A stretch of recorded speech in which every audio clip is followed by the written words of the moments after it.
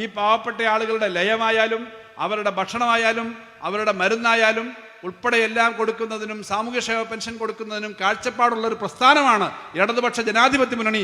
കശുവണ്ടി മേഖലയിൽ, സ്വകാര്യ മേഖലയിലെ വ്യവസായികൾക്കുൾപ്പെടെ വരുന്ന സാമ്പത്തിക പ്രശ്നങ്ങളുണ്ട് ഇപ്പോൾ.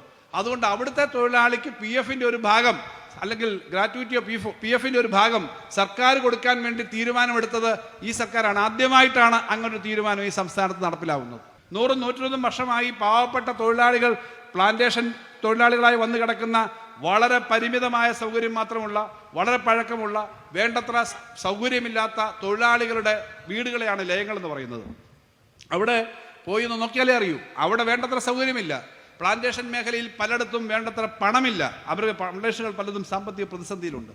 ഇവര് ഈ 100 വർഷവും 120 വർഷവും പഴക്കമുള്ള ഈ ലയത്തിൽ കഴിയുന്ന ആളുകൾക്ക് നല്ലൊരു ടോയ്ലറ്റ് സൗകര്യം പോലുമില്ല, നല്ലൊരു മുറിയില്ല.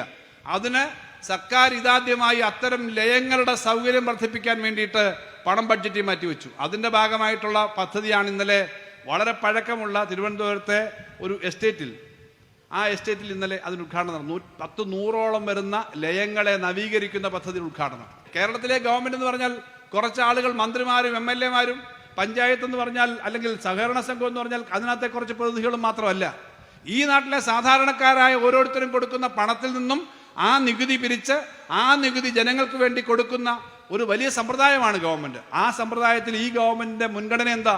ഈ പാവപ്പെട്ട ആളുകളുടെ ലയമായാലും അവരുടെ ഭക്ഷണമായാലും അവരുടെ മരുന്നായാലും ഉൾപ്പെടെ എല്ലാം കൊടുക്കുന്നതിനും സാമൂഹ്യക്ഷേമ പെൻഷൻ കൊടുക്കുന്നതിനും കാഴ്ചപ്പാടുള്ള ഒരു പ്രസ്ഥാനമാണ് ഇടതുപക്ഷ ജനാധിപത്യ മുന്നണി.